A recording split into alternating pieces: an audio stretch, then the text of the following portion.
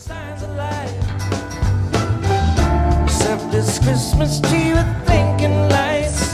I could have made it, but I messed around. I'm a loser with a rusty crown.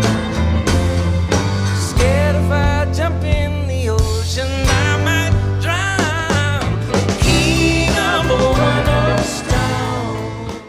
What's going on, guys, and welcome back to another video on honestly one of my all-time favorite artists, and not just because of who they are in like their dynamic and their role in the band that they're in, but more so just as like an individual and how their talent just expands past the one project that they're really known for. I think Dan Auerbach is a really good embodiment of somebody that just has their hands in so many projects but does things super well. But that is just my little preface to who I think Dan Auerbach is. Let's jump into this video all about him, and I am super excited to finally start this series all about the Black Keys, one of my most listened to bands, hands down, right up there with Animal Collective, right up there with Brockhampton. So let's dive straight into the video. So Daniel Keene Auerbach was born on May 14th, 1979, and he is originally from Akron, Ohio. He is an American musician, singer-songwriter, and record producer, best known for being the guitarist and vocalist of the Black Keys, a blues rock band from Akron, Ohio. As a member of the band, Auerbach has recorded and co-produced 8 studio albums with his bandmate Patrick Carney. In 2009, Auerbach released a solo album entitled Keep It Hid, and he then went on to release another solo album in just last year, 2017, entitled Waiting on a Song. In addition to winning several Grammys as a Black Keys member, Auerbach received the 2013 Grammy Award for Producer of the Year Non-Classical for co-producing his band's 2011 album El Camino, and for producing records by Dr. John, aka Lockdown, and Hacienda. In early 2015, Auerbach announced a new side project named The Arcs, and The Arcs is just another band that I will definitely have to sit down and just make a whole series about as well, because very talented group of musicians coming together to make and kind of just extend the vision of the Black Keys in the middle of their hiatus after Turn Blue. So since then, the Black Keys have not really stuck to their traditional sound, which is not a good or a bad thing. I think it's just them exploring a new direction with their music. I appreciate their hiatus, and though a lot of people were calling for the Black Keys to return to their original sound, I think The Arcs was just a good step in that direction, showing that Dan still has the capabilities of making that kind of music and appealing to that fan base. But to keep going with his little bio, the group released their debut album, The Arcs, Yours Dreamly, on September 4th, 2015 via None Such Records. Alongside with Action Bronson and Mark Ronson, Auerbach created the track Standing in the Rain, which featured in the 2016 movie Suicide Squad. In March 2017, Auerbach released the single Shine On Me for his second solo album, Waiting on a Song, released in June 2017 on his new label Easy Eye Sound. Dan has had his hand in all sorts of things, from production to songwriting to actually playing for the Black Keys and the Arcs and starting a whole bunch of other side projects along the side. Diving into his childhood and early life, Auerbach was born in Ohio and is the son of Mary Little, a French teacher, and Charles Auerbach, an antique dealer. Dan grew up in a family with musical roots, and he became infatuated with the blues after listening to his father's old vinyl records during his childhood. His first concert was Whitney Houston with his mother at the Blossom Music Center in Cuyahoga Falls, Ohio. His second concert was the Grateful Dead show with his father at the Richfield Coliseum in Cleveland. He was influenced early on by his mother's side of the family, notably his uncles who played a lot of bluegrass music with him. So Dan described himself as like a normal teenager throughout high school who actually captained the soccer team at Firestone High School in Akron, Ohio, and he ended up attending the University of Akron. And during college, Auerbach was heavily influenced by Junior Kimbrough, which eventually resulted in him dropping out to pursue guitar more seriously. Dan goes on to state, "I've listened to him so much, it's just how I hear it. I studied him so much, getting F's in college when I should have been studying. I was listening to Junior Kimbrough's music instead." Other major influences and notable ones include Robert Johnson, Clarence White, Robert Nighthawk, T. Model Ford, Hound Dog Taylor, Son House, and Wu-Tang Clan. But when it comes to the children, Wu-Tang is for the children. We teach the children.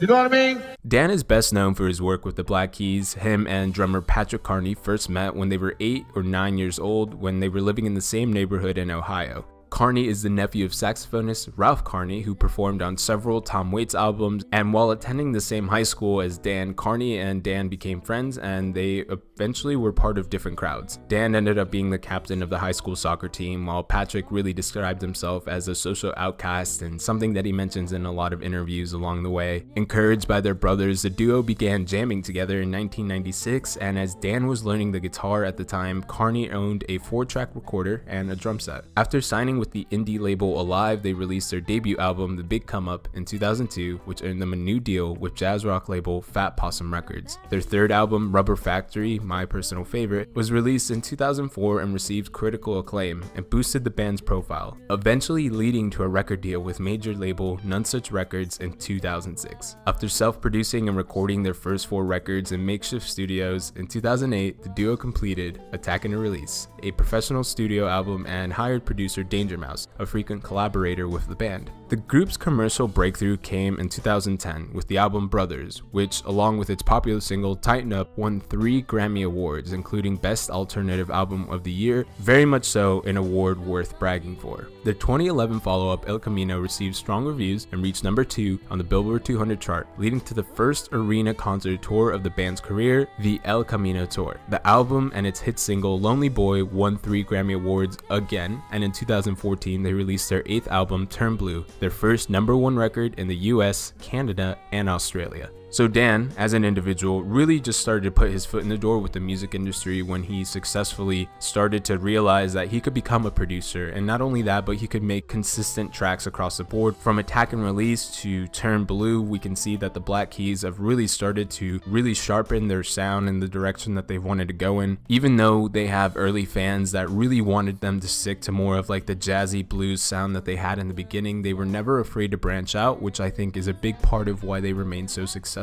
Dan himself has spent a lot of time being like interviewed and just has had his brain picked at a lot, and as we can see, Dan at the end of the day is a very down-to-earth person. If you ever watch interviews where he is just kind of talking about his success and what he thinks of modern day society, you can see that he spends a lot of time in his head, but more importantly, he is able to like translate his thoughts through music, and it just really helps that blues is a kind of like genre, and more importantly, alternative rock is just like that kind of genre where you can really express yourself very clearly and people don't have to spend too much time trying to pick apart lyrics or sounds within the music. Instead, the message is very clear and straight to the point, and I think Dan and the Black Keys have shared that kind of success where their audience recognizes not only their raw talent behind a guitar, behind a drum set, but they're also able to see that these are 2 individuals that have made a lot of noise with just what they have. And when I say noise, I mean literal music noise, in the sense that 2 people can make a really big sound on just the guitar and the drum and the bass, if you want to include that as well, but also in the sense that the Black Keys have very much influenced alternative rock culture. So the Black Keys will always just be a band that I have my eye on, and I really hope that Dan continues to work on the Arcs and that they release at least a 2nd album. I understand that it's a little bit harder to start to really put your foot in the door with your other side project, but I think the Arcs had a really good thing going with their first album. Yours Dreamly was an album that was full of a lot of psychedelic influence, if I could sort of like hint at a Tame Impala sound reference, but at the end of the day they still preserve the same kind of like jazzy bluesy influence that Dan is just known for carrying with him at all times. So very curious to see where Dan goes in the future, and I hope to hear more music from him soon. His last solo album is definitely worth checking out if you're into more of like a blues grassroots kind of sound. So let me know down in the comments, what is your favorite Black Keys song, or what was the turning point that really got you into the band in the first place? And if you have a favorite side project by the Black Keys, in my case it is definitely the Arcs, then let me know down in the comments, favorite albums, all that good stuff. Make sure to like and subscribe if you are new to the channel, and check out all social media. Everything is down in the description. Check out my podcast, which I'm working very diligently on, just trying really hard to use that as another outlet to really communicate and get to know you guys as well. Thank you guys so much for the support, and thank you for finally helping me break 600 subscribers. I hope to very much keep going, and I will see you guys in the next video that's going to be all about the Black Keys, Patrick Carney.